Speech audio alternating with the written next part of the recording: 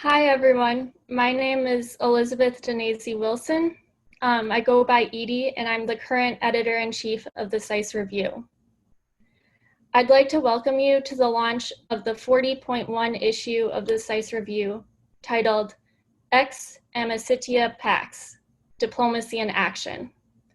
The Latin piece of this title is the motto of the Diplomatic Corps, and it means peace and friendship. After editing and later reading this issue in its entirety, we all find that this motto has truth in the face of much of what 2020 has brought on. The journal includes articles on how effective diplomacy has allowed collaboration to accomplish both international and domestic goals, and how ineffective diplomacy has failed in preventing deeper conflict. This issue explores multilateral institutions, back-channel negotiations, how to measure diplomatic capacity and power, and so much more.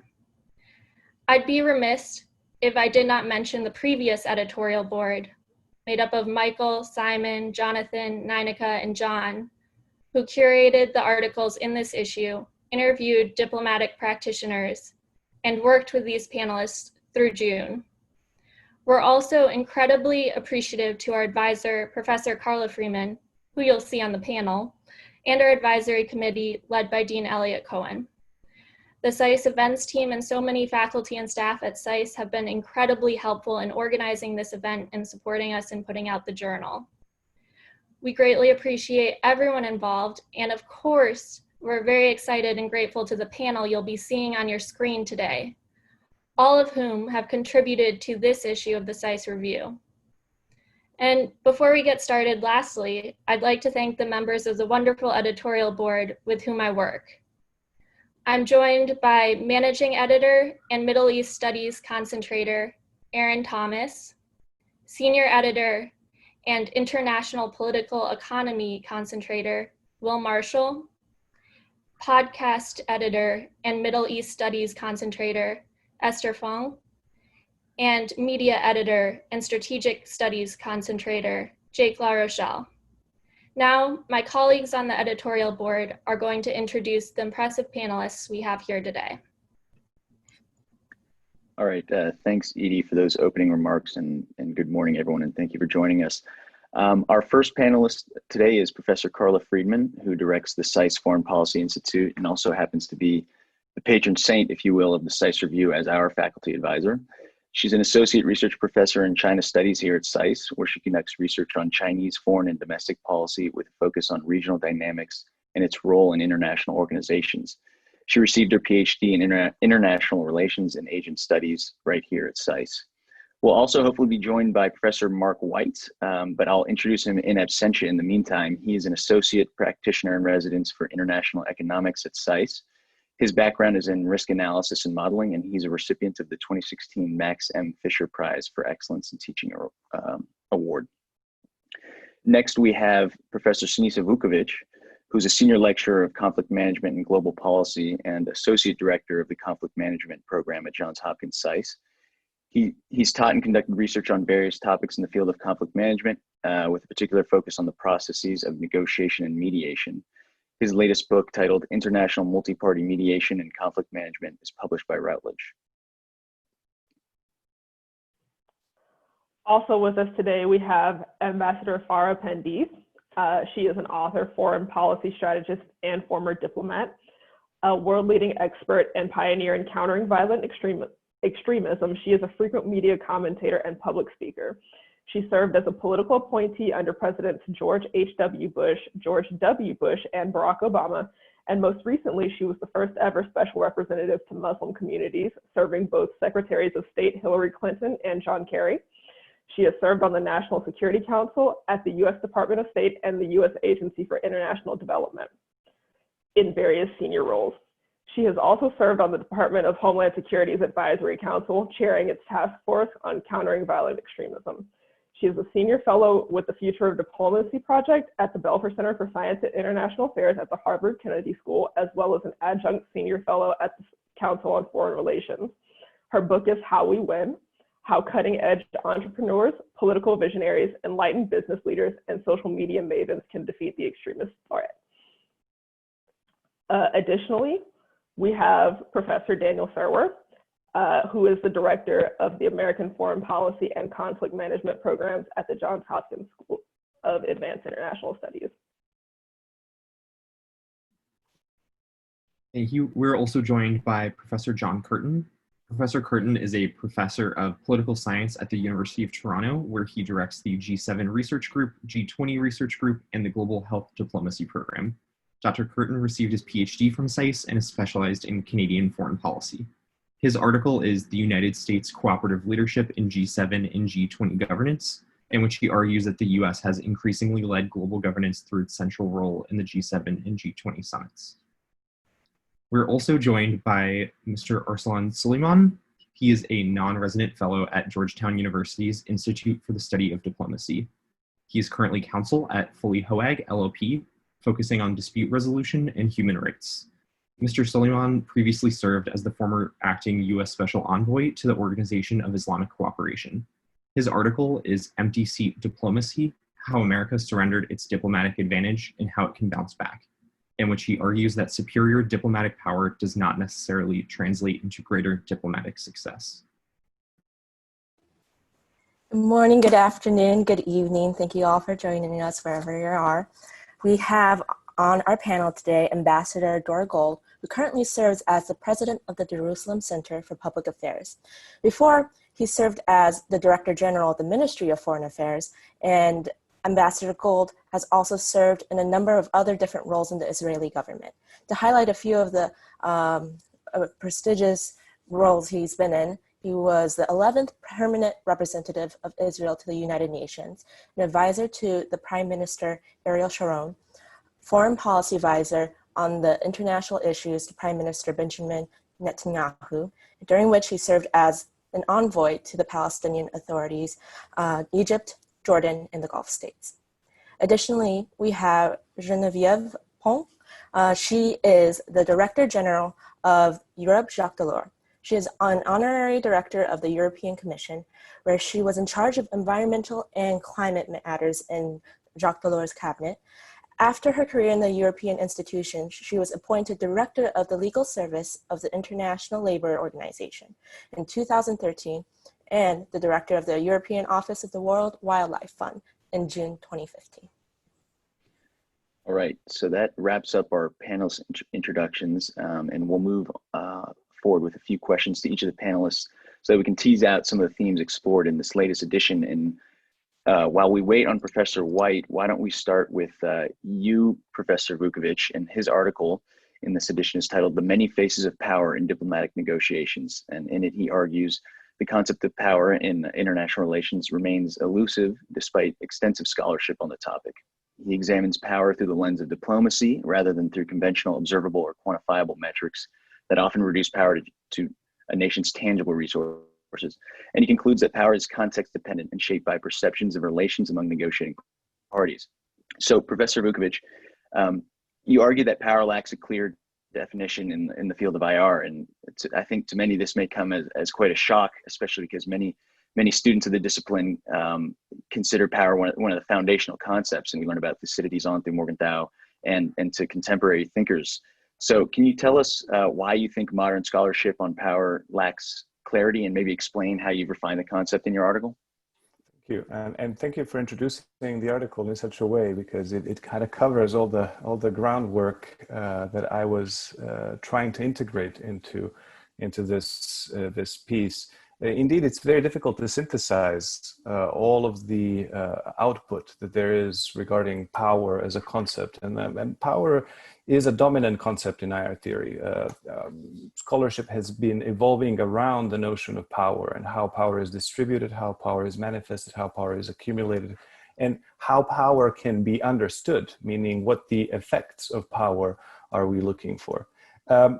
As someone who teaches and researches on the processes of international negotiation, I came to realize that many theories that we can rely on from IR scholarship just do not sufficiently account for the effects and the abilities that parties in negotiations tend to use and project as power. So the more I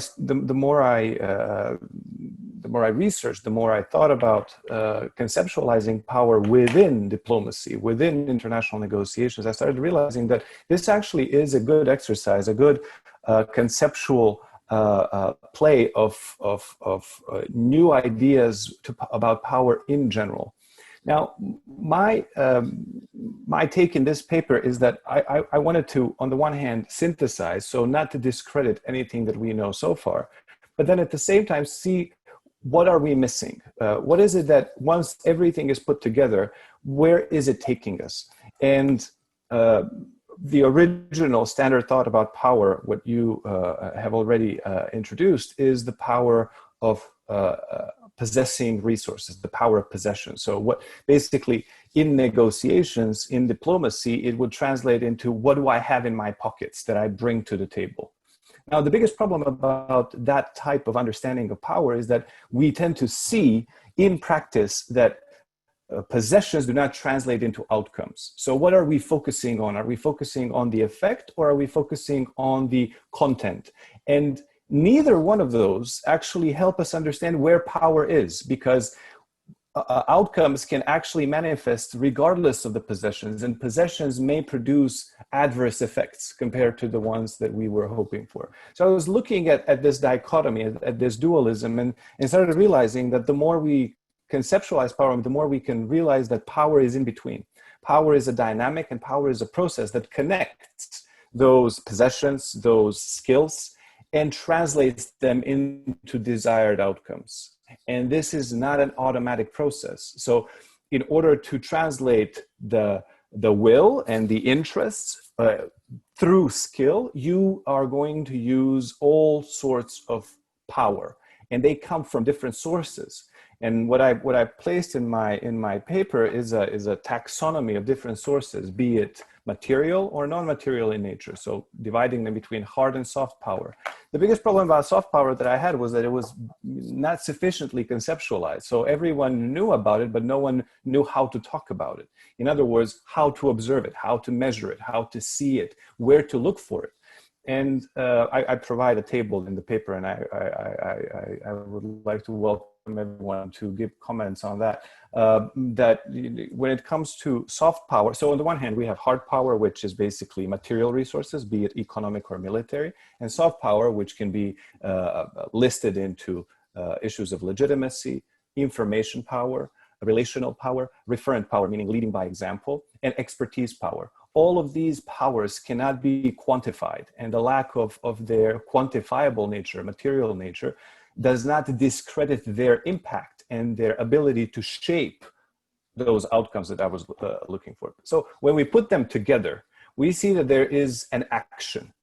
But in real life, action is confronted with a reaction. This is always an interactive process. And to understand power, we need to understand it as people in physics do, that there is always going to be resistance to what we are doing. So you are powerful in so much as others are able to resist you or unable to resist you, depending on what you're looking for. So how do I then quantify, measure, conceptualize this resistance that actually contrasts all of the hard and soft power on the one hand? Well, I've placed resilience as a notion of power that should now be at the forefront in IR theory, in IR sub-disciplines, to understand that resilience is actually what helps us understand the intentional creation of desired outcomes through leverage or through power.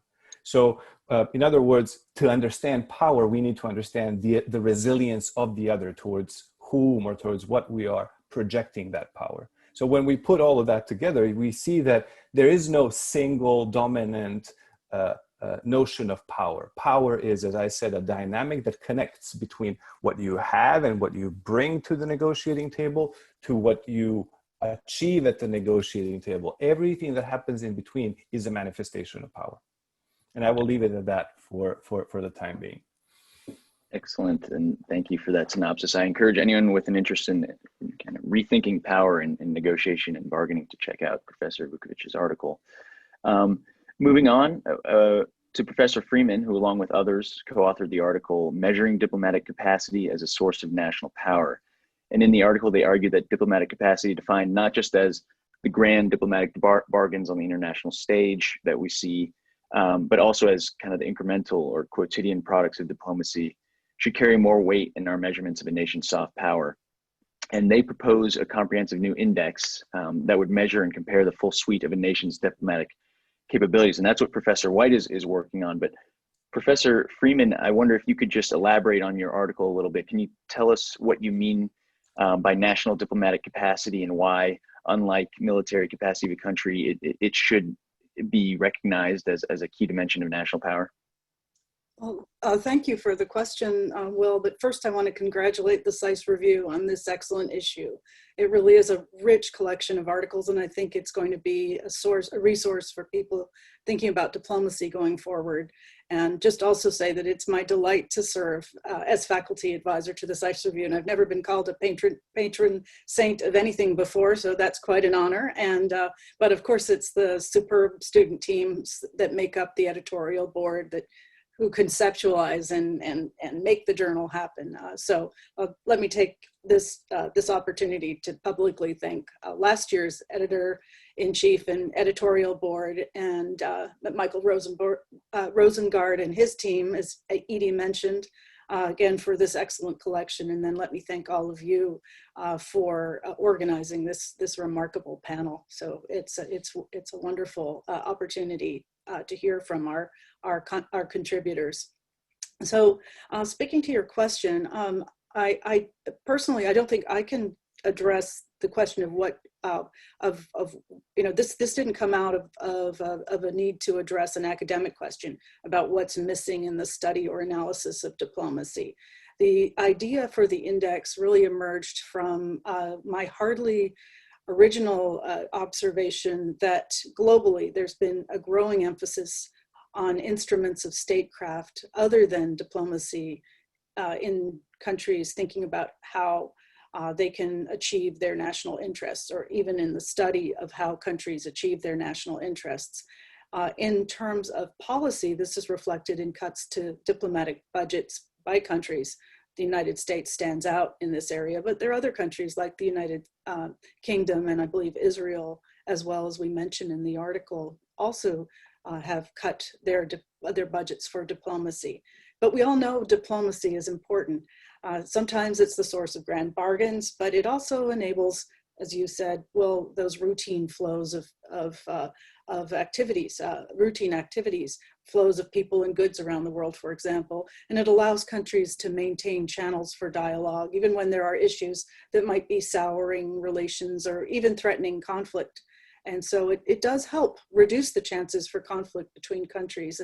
It's no vaccine against conflict, but it's certainly a powerful medicine.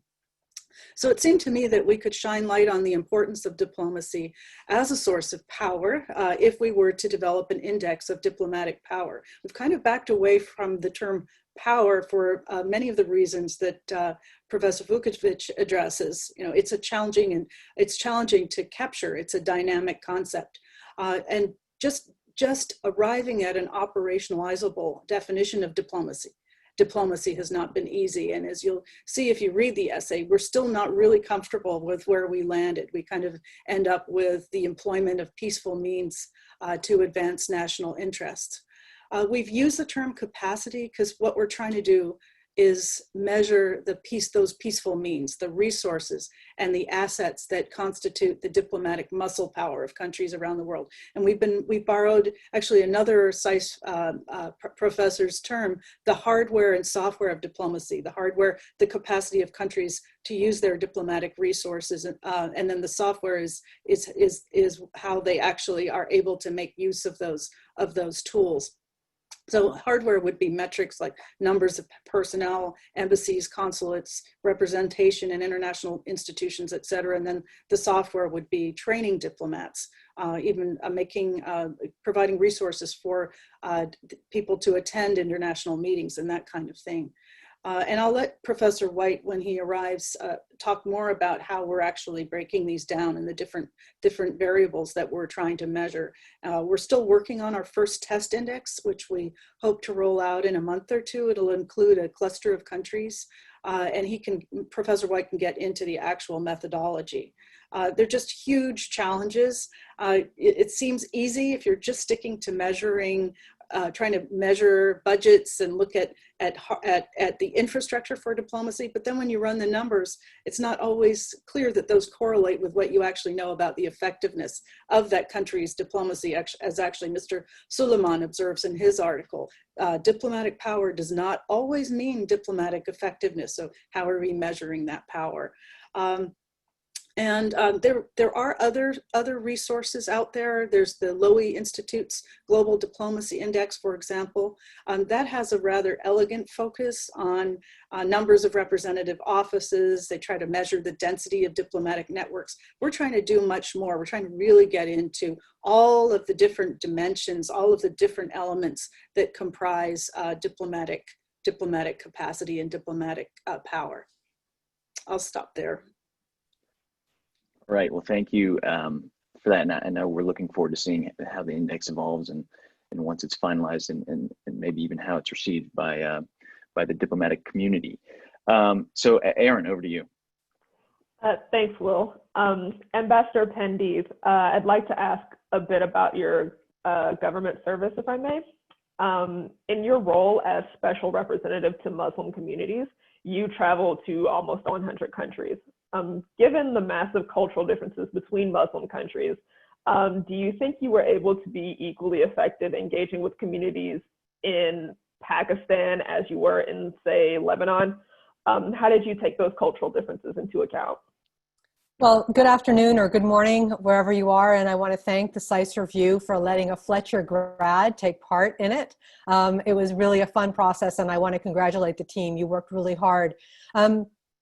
Erin, it's an important question you're asking in terms of how a diplomat engages across the cultural spectrum. And that the task at hand for the job that I was asked to do as special representative depended very much on one's ability to listen and one's ability to engage at the grassroots. And of course, you know, what the conversations that you are having in Nouakchott, Mauritania are going to be different than Surabaya, Indonesia. And you have to learn, obviously, the cultural context that you're operating in. Any diplomat does that. That's not just because I was special representative to Muslim communities, but to be respectful, to understand heritage and history, to understand the ecosystem in which you're working. What are the currents that are pushing you one way or another, but also what is the demographic group that you're speaking with.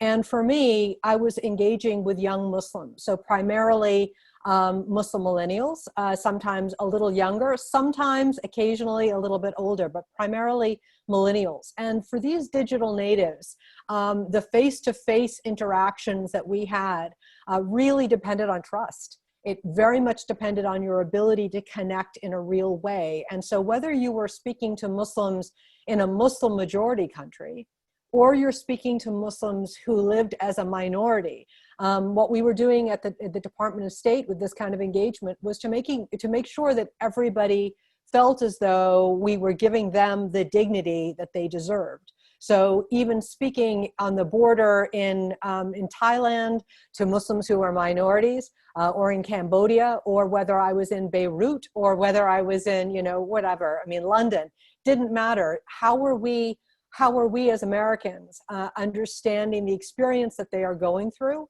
whether they were living in a majority place or as minorities, and bringing that information to bear on how we thought about the programs that we were building and including them. So in all the work that I did with the team at the Department of State and the embassies across the world, we were not looking at the geographic regions alone. We were looking at the cultural currents.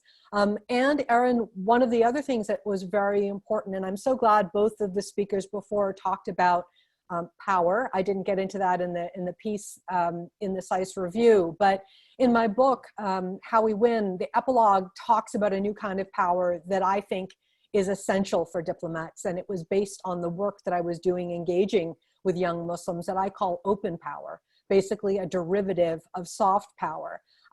And I talk about the importance of looking at conversations and the opportunities as diplomats, not just through the lens of one kind of interface. So bringing in social scientists, bringing in anthropologists and historians, bringing in design thinkers to work with us as we engage. So your question about different kinds of countries and cultures, absolutely, but also what's going on around the demographic from which you're asked to engage. So I find that as I look at the challenges we have ahead, the kinds of lessons learned in this kind of person-to-person interaction only tells me how much more important it is to do the kind of listening that we did in that job as diplomats, so that we are getting the best ideas, that we're making everybody feel as though they matter, and they do,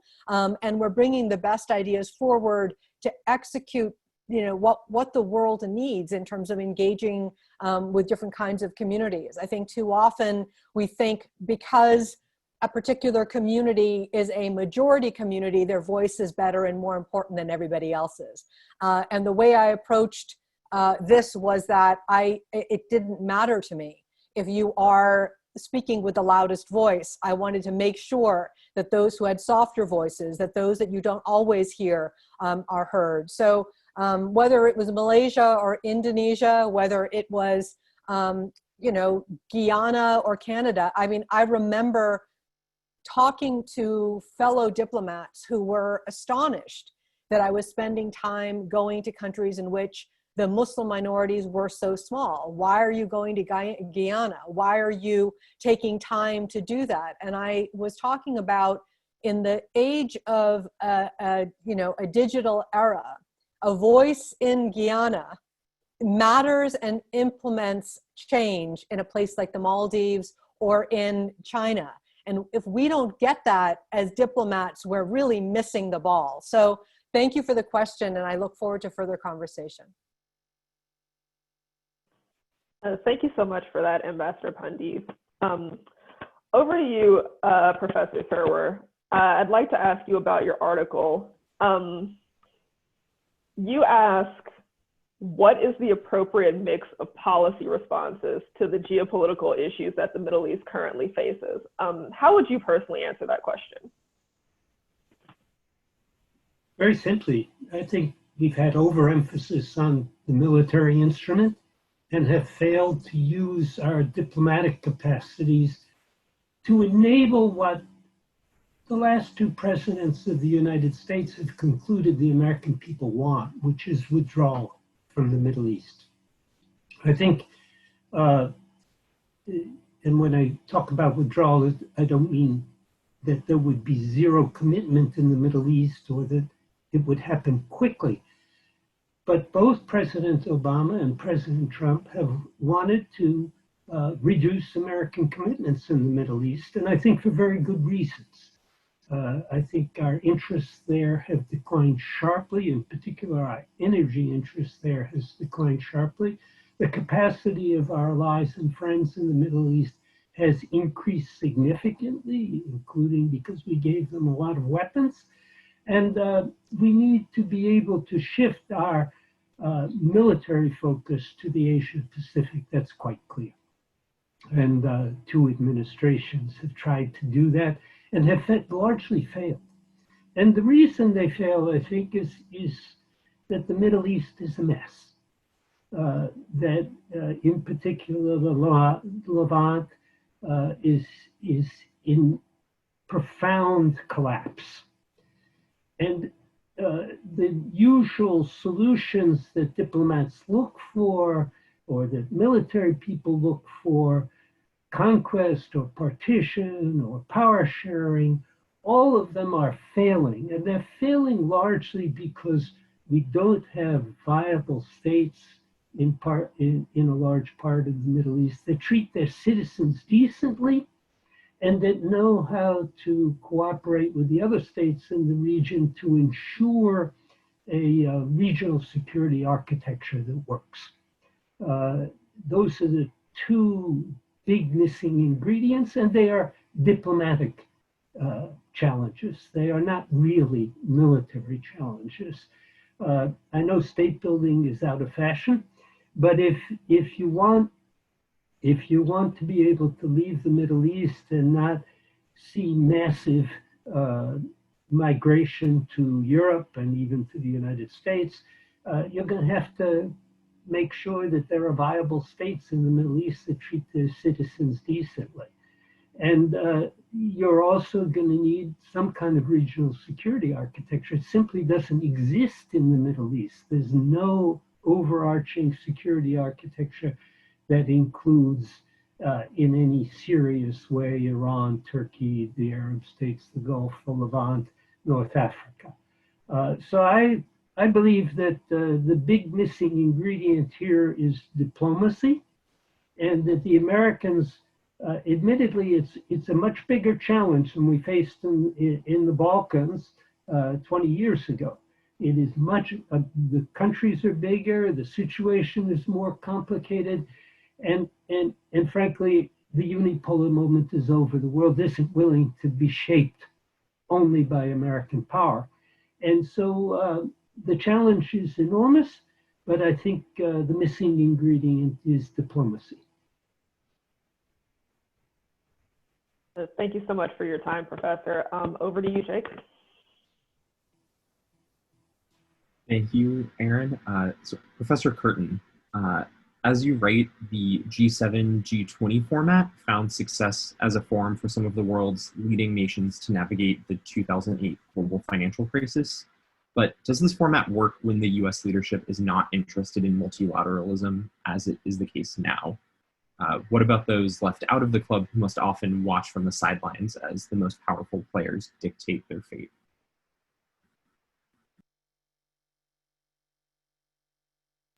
You're on mute.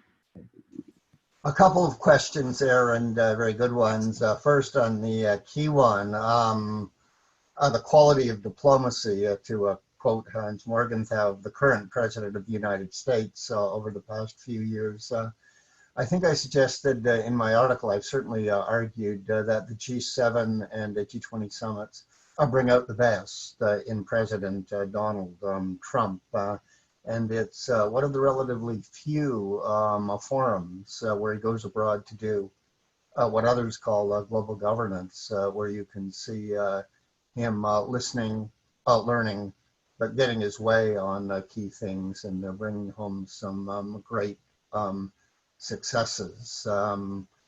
And in a sense, it's not a surprise because both of the G7 created a summit in 1975 in the immediate wake of the traumatic US defeat in its longest war, then the one in Vietnam.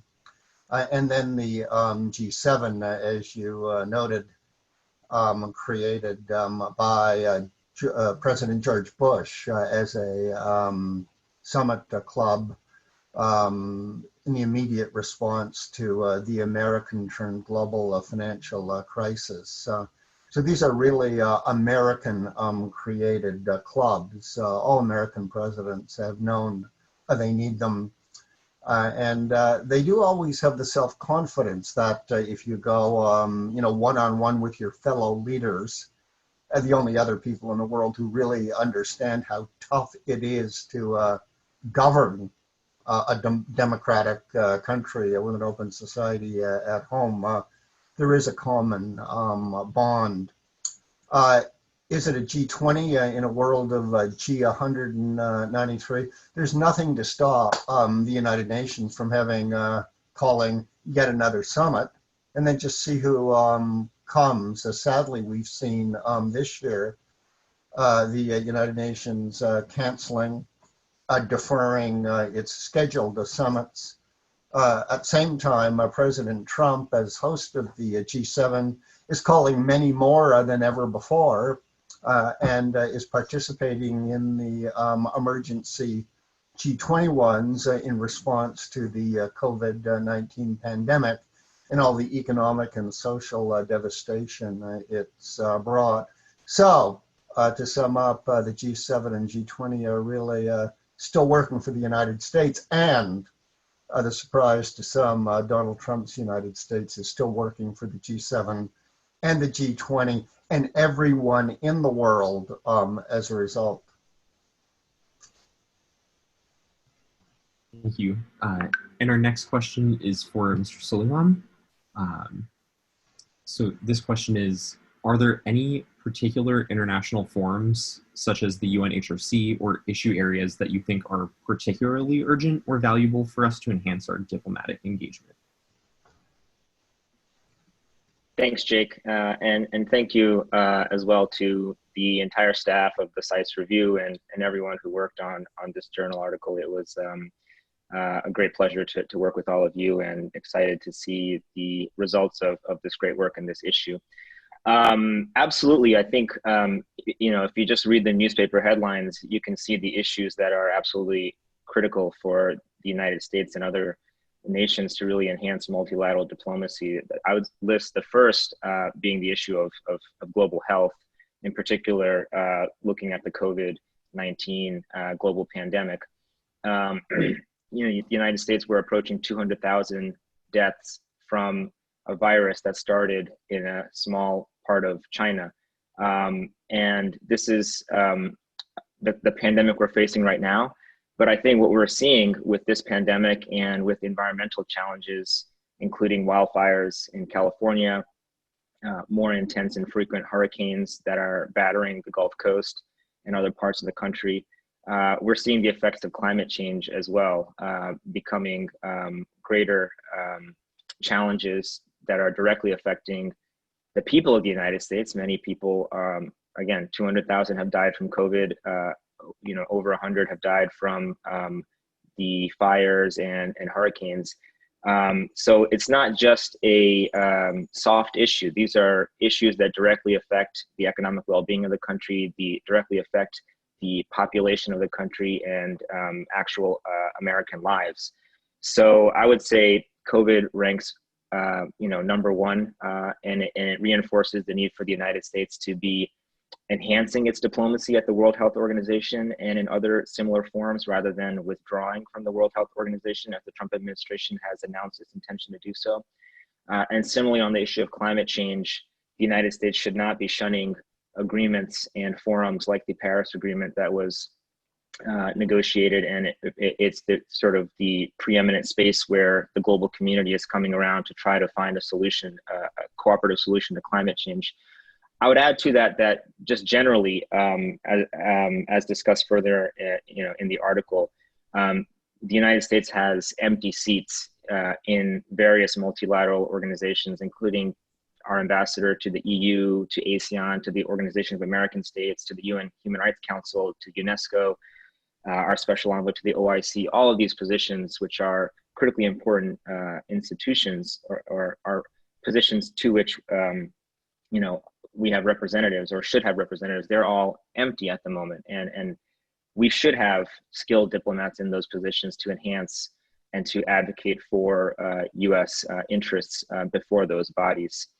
I think I can leave it there because I know we're probably getting pressed for time, but I do want to draw everyone's attention as well to not just filling the seats, but making sure those seats, these diplomatic posts, are filled by appropriate diplomats who have the appropriate skills and background, and also who reflect in the aggregate our country and what our country looks like, because how we present ourselves to the world is an important element of our diplomacy as well. And there's a recent New York Times article that highlights a finding from the American Academy of Diplomacy that notes that of the 189 American ambassadors currently serving abroad, only 3 career envoys are Black and only 4 are Hispanic, which is shockingly low numbers. It does not reflect the proportion of those populations in the country. That's another element of not only of repairing our diplomacy, we also have to ensure that our diplomats reflect who we are as a country. Thank you. I'm going to pass it over now to Esther. Thanks, Jake. I would like to invite Ambassador Gold to turn on his camera and join us for his question. So the previous editorial board had the great pleasure of interviewing Ambassador Gold. They took a deep dive into his career achievements as well as the complexities of navigating Israel's role in the Middle East. So my question for you, Ambassador Gold, is you have described Israel's neighborhood relationship building to follow a work where you have opportunities for real peace strategy. With this week's historic signing of the Abraham Accords, do you think that this has been an effective way of expanding peace in the region, or does it miss out on addressing higher priority concerns? Well, I think this Abraham Accord is a real breakthrough, not because of the two countries in particular, although I have a tremendous admiration for the United Arab Emirates, which I have visited in the past, even though we did not have diplomatic relations with them. I think it's an opportunity because we're breaking old paradigms that weren't working. And we need now to take the opportunity to develop a diplomacy that'll be much more effective for all of us, not just for the state of Israel. And so I think we should take a couple of steps back and analyze why this diplomacy has been working, how we can keep it moving forward. And, if we want to, we can also go back on what failed in the past.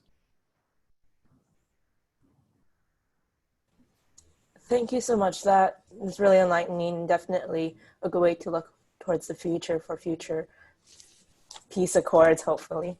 Now I'd like to turn it over to Genevieve Pons and invite you to turn on your camera. In your article, Greener After, A Greener Recovery for Post-COVID-19 World, Ms. Pons, you posit that a decline in strong climate and environmental diplomacy has degraded international coordinated environmental efforts. And you state that the European Union can be the front runner for leading a green stimulus and the harmonization of international sustainable finance frameworks. So my question for you is, we've seen during COVID-19 how Asian countries and the European Union have found ways to quickly flatten the curve and return to a semi-normal life. And recently, EU Commission President Ursula von der Leyen announced that the EU will be launching an ambitious Green New Deal. So what practices during the height of the pandemic demonstrated the European Union's capacity to be a green leader, and what shortcomings can they learn from for the EU's greener future? Hello, thank you. I was not able to turn my camera on myself because apparently it had been turned out by an administrator. Thank you very much for your question. So there are two parts in your question. First of all, what is positive in the way the EU has reacted to the pandemic, and also what shortcomings have been revealed. For the first part, a few months before the pandemic, the EU had adopted its plan for next year's under the name of European Green Deal. So there was a very strong ambition to transform our economy towards a much greener and fairer one. However, it was not financed, not yet financed. The budget had not been adopted. We pleaded in our publication that was first in Europe with Pascal Lamy and other colleagues for taking the opportunity of a necessary recovery plan to both accelerate the green transition and also not only accelerate, but also finance the transition in a solidar manner, in solidarity. We worked closely with the European Commission, and we were delighted to see that the actual European Recovery Plan under the name of Next Generation Europe is accelerating the green transition and proposing to finance it in solidarity.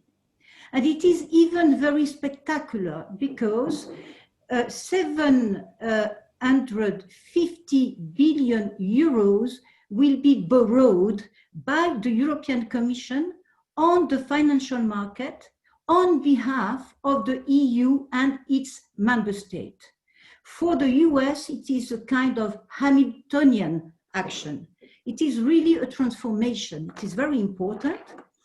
And moreover, 30% of these 750 billion euros will be borrowed under the shape of green bonds. And this is something that Europe Jacques Delors, our think tank, had advocated for. So we are very satisfied with that because it will stimulate this market and also it will guarantee that this money is used in a proper manner for really accelerating the transition because we have also a taxonomy. Now, what are the shortcomings?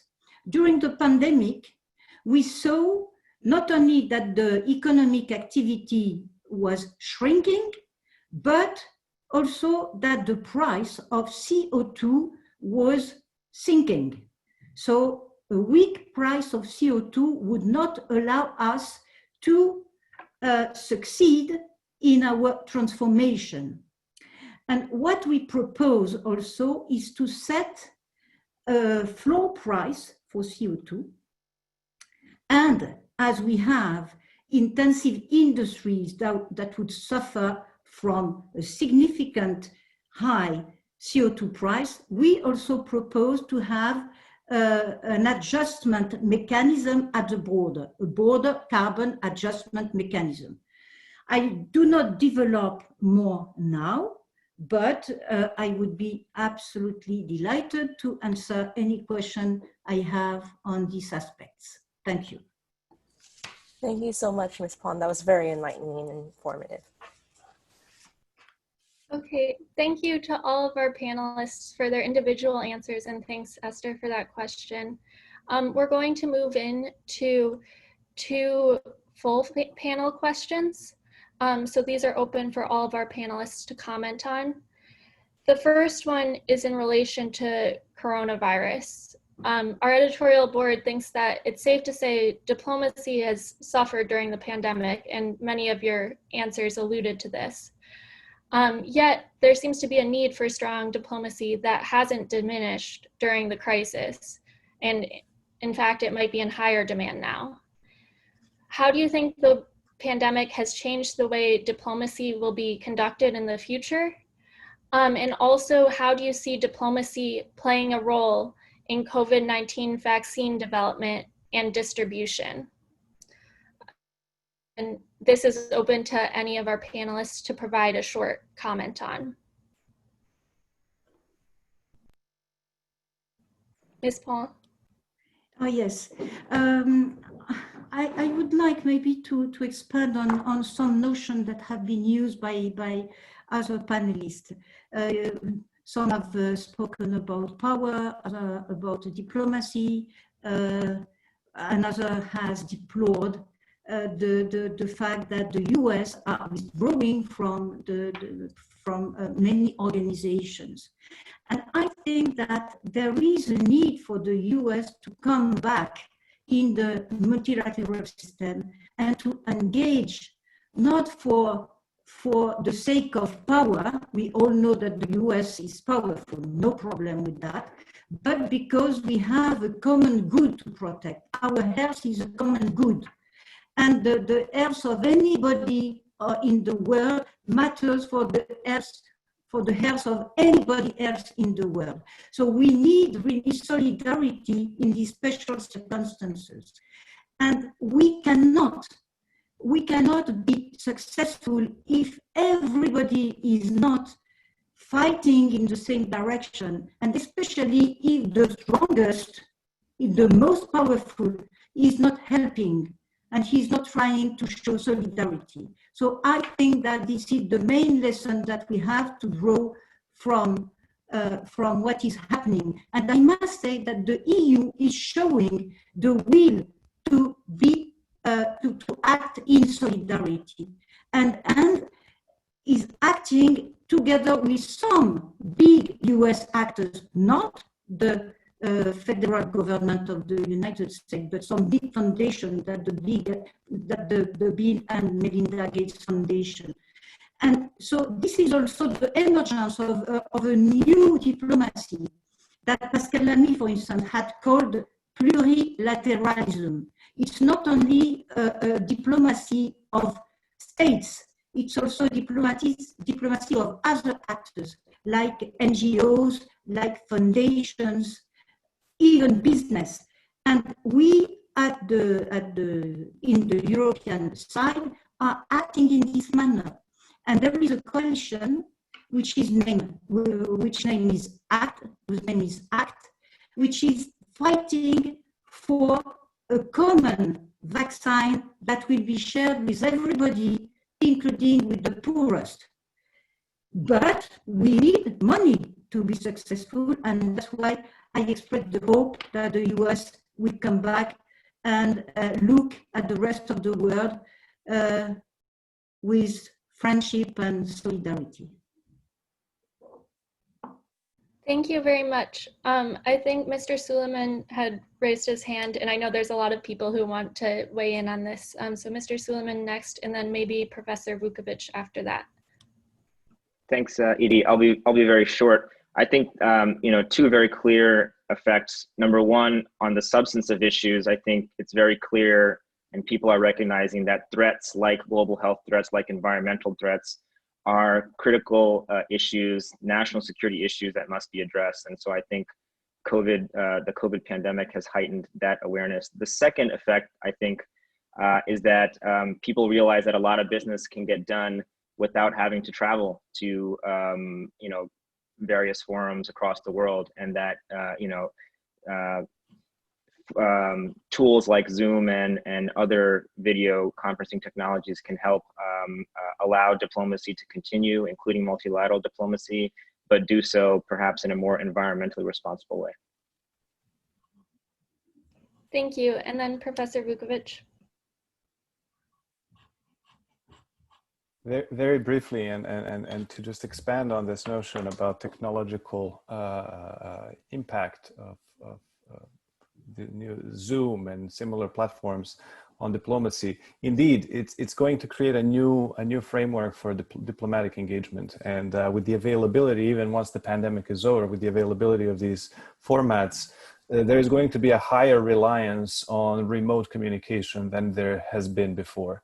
And the biggest problem about diplomacy, and especially when we look at it through the lenses of negotiations, is there's going to be heavily limited to technical issues, because much of the negotiations, much of the breakthrough in negotiations happens in an informal way, in direct communication, corridor talk, back channel communication, and refraining from that and relying mainly on these virtual formats is going to reduce the flexibility and exploration in the talk. So the second effect, which I would just like to briefly introduce, is that there's going to be, as such, a higher reliance on self-sufficiency, that there's going to be a more parochial engagement in diplomatic efforts, meaning, kind of going back in time, going back to the state-centric and kind of isolationist mindset in which I can communicate with you remotely. I can basically send you letters from back in the days, and that is going to suffice. The interaction that we have achieved in a multilateral setting is not just that they were talking to each other, but they were meeting on different levels, in different capacities, brainstorming and creating new value behind the scenes, which then was translated into the front scene. And this is maybe something that we might be losing the battle with when it comes to technology getting into diplomacy. Thank you, Professor Kirton, and then we'll wrap up this question. Yeah, very quickly, President Trump was wrong to withdraw the United States and its funding from the World Health Organization.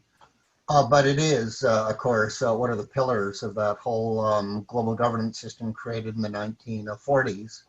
And again, when those institutions fail for whatever reason, we've seen summit diplomacy, G7 and G20 ride to the rescue. So it was Donald Trump's G7 that was the first responder, an emergency summit on March 16th focused on COVID.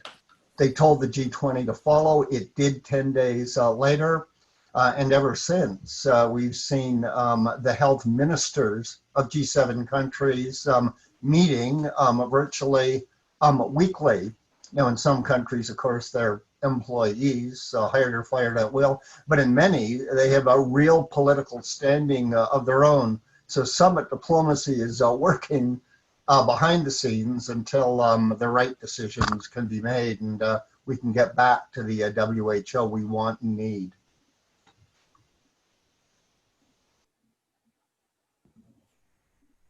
Thank you so much. And I wish we had more time to talk and have more panel questions, but we're 3 minutes away from the end of the hour.